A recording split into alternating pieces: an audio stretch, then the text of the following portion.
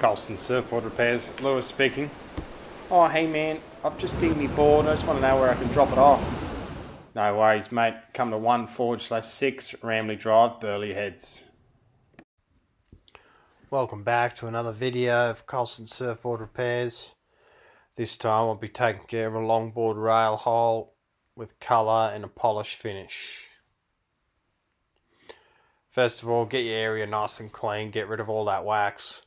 The last thing you want is wax and grease and stuff in the discs, and then you're just wasting time and money and more discs, having to swap equipment all the time whilst prepping and trying to finish it off. We normally use 40 grit to prep our dings. Just gives it a nice scuff, cuts through nice and easy. And the discs tend to actually last a lot longer than any other grit, is what I've found so far with the ones we use anyway.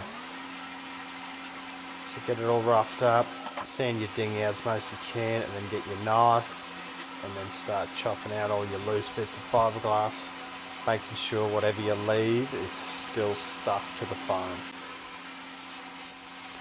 When you've used your knife to cut, get your disc back out, smoothing all those edges off. This way it gives you a nice transition from bulb or Q-cell, whatever you're going to use, back into the original fiberglass. Just looks a lot cleaner.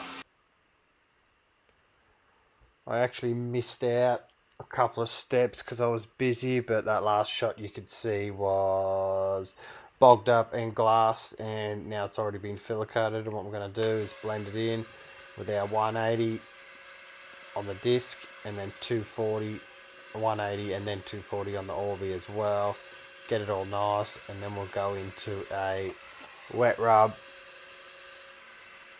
400, 800, 1200 and then 1500, 2000. Get a nice shiny finish, and then we're going to buff that all out with the buffer and some special sauce, which will get our nice mirror shine back to how the original board is.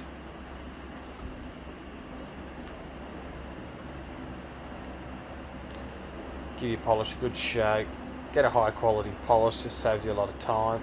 I had an old guy at work tell me this, and it actually saves you 15 minutes or so each time you do a polish, just because you don't have to work it as much with a high quality compound.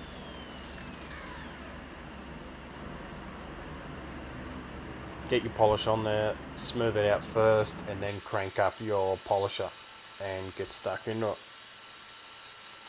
You don't want to polish straight up onto the compound you've already put down. It just flies everywhere. You're going to end up with no polish on the board anyway. As you can see, all done, sprayed, polished, come up good. That different bit of consistency there, what you can see is the resin.